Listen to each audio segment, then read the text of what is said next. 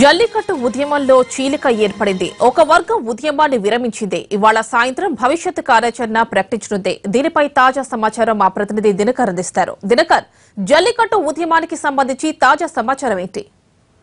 ఉద్యమం కొనసాగుతుంది అని చెప్పవచ్చు. ఎందుకంటే రెండు వర్గాలుగా విడిపోయినటువంటి తమిళనాడు యువతని ఒకవైపు లారెన్స్ లీడ్ చేస్తుండగా మరోవైపు స్వచ్ఛందంగా వచ్చి చేస్తున్నటువంటి వాళ్ళు కూడా ఉద్యమం కొనసాగిస్తున్నారని చెప్పవచ్చు. ఉదయం నుంచి జరుగుతున్నటువంటి హింసాత్మకమైనటువంటి ఘటనల నేపథ్యంలో కొంతమేర శాంతపరిచేందుకు కూడా అటు పోలీసు అధికారులతో పాటు ప్రభుత్వం కూడా ప్రయత్నాలు జరుగుతున్నదని కూడా చెప్పవచ్చు. మరొక వైపు తమిళనాడులో కానీ అలాగే చెన్నైలో, ముఖ్యంగా చెన్నై మెరీనా బీచ్ కేంద్రంగా జరుగుతున్నటువంటి ఉద్యమంలో భాగంగానే ఇటు ఈ గంట కిందట నటుడు అలాగే దర్శకుడు లారెన్స్ కూడా రిక్వెస్ట్ చేయడం జరిగింది. ఉదయం నుంచి జరిగినటువంటి ఘటనల మూలంగా చాలా మంది స్టూడెంట్స్ లైఫ్ కానీ అలాగే చాలా మంది గాయాలు బారిన పడడం జరిగింది కనుక కొద్దిగా విరమిద్దామని చెప్పి ఆయన కోరారు. అయితే మరొక వైపు మాత్రం దీన్ని కంటిన్యూగా డే 1 నుంచి చేస్తున్నటువంటి వాళ్ళు ఎవరైతే ఉన్నారో మేము దీన్ని ఎలాంటి విరామం ఇచ్చే ప్రసక్తి లేదు, భవిష్యత్ కార్యప్రణాళికకు సంబంధించి కూడా ఏం చేయాలన్నా కూడా మేము ఇలా ఉద్యమం చేస్తూనే కంటిన్యూ చేస్తామని కూడా చెప్పారు. అయితే ఇప్పుడే అందిన వార్త ఏంటంటే దీనికి సంబంధించి తమిళనాడుతో పాటు చెన్నైతో పాటు తమిళనాడు వ్యాప్తంగా జల్లికట్టుతో ఏర్పడినటువంటి హింసాత్మక ఘటనలపై లా అండ్ ఆర్డర్ పై కూడా సీఎం పన్నీర్ సెల్వం పోలీసు అధికారులతో ప్రత్యేకంగా సమావేశం అవడం జరిగింది. సో అధికారులతో మాట్లాడిన తర్వాత దీనికి సంబంధించి ఏం చేయాలన్న దానిపైన కూడా తమిళనాడు ప్రభుత్వం ఒక కీలకమైనటువంటి నిర్ణయం తీసుకునే అవకాశం ఉందని చెప్పవచ్చు.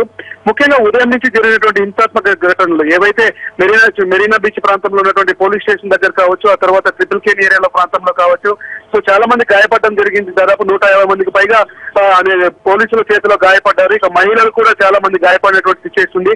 అలాగే మదురైతో పాటు మదురై పక్కన ఉన్నటువంటి అలంగానల్లూరులో కూడా ఇదే పరిస్థితి కొనసాగుతున్న నేపథ్యంలో సో ఉద్యమాన్ని ఒకసారి పట్టు విడిస్తే ఇంకా దారితప్పే ప్రమాదం ఉంది. ప్రభుత్వం కూడా దీన్ని కూడా ఆసరాగా చేసుకుని మరికొద్ది రోజుల్లో ఇంకా స్ట్రిక్ట్ గా ఇంప్లిమెంట్ చేసే ఆలోచన నేపథ్యంలో ఎట్టి పరిస్థితుల్లో కూడా ఉద్యమాన్ని ఆపే ప్రసక్తి లేదని కూడా కొంతమంది యువత గానీ అలాగే దీన్ని నడిపిస్తున్నటువంటి వాళ్ళు కూడా ప్రకటించడం జరిగింది. అయితే జనవరి 26వ తారీఖున మొత్తం అంతా ఇక్కడ జనవరి 20వ తారీఖున మెరీనా బీచ్ లో పూర్తి స్థాయిలో గణతంత్ర దినోత్సవ సంబరాలు జరపాల్సి ఉందన్న సాధ్యమైనంత త్వరగా ఇక్కడ ఖాళీ చేయాలని చెప్పి ఇప్పటికే పోలీసులు పదే రిక్వెస్ట్ చేస్తున్నారు. అయినా కానీ వినని ఆందోళనకారులు ఇంకా కొనసాగుతున్నటువంటి పరిస్థితి ఉంది. దాదాపు పోలీస్ స్టేషన్ లో 36 మంది పోలీసులు చివరి నిమిషంలో బయటపడడంతో ఇక తప్పనిసరి పరిస్థితుల్లో లాఠీ చార్జ్ చేయాల్సినటువంటి పరిస్థితి ఉంది. ఇలా పోలీస్ స్టేషన్ కూడా కాలిపోవడం మూలంగా మొత్తం లాఠీ చార్జ్ చేశామని చెప్పి పోలీసులు చెప్తున్నారు.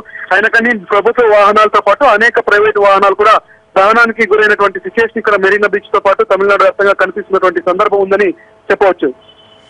దినకర్, అయితే ఇప్పుడు ఈ జల్లికట్టు ఉద్యమం 2 చీలికలుగా ఏర్పడింది అంటున్నారు. మరి తిరిగి ఎప్పుడు ప్రారంభిస్తారు లారెన్స్ లీడ్ చేస్తున్నటువంటి ఈ చీలిక?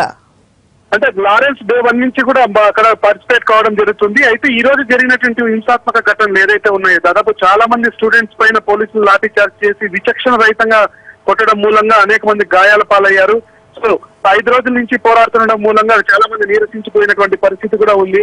సో వాళ్ళందరికీ కూడా కొద్దిగా రెస్ట్ కావాలి, వాళ్ళకందరికీ హాస్పిటల్లో ట్రీట్మెంట్ ఇప్పించాలంటే తప్పనిసరిగా కొద్దిగా విశ్రాంతి తప్పనిసరి అని చెప్పి భావించి లారెన్స్ ఈవినింగ్ ప్రణాళిక చేపడతామని చెప్పి అన్నారు. అయినా కానీ రెండో వర్గం మాత్రం దీన్ని కొనసాగిస్తున్నామని చెప్పి కూడా ప్రకటించారు.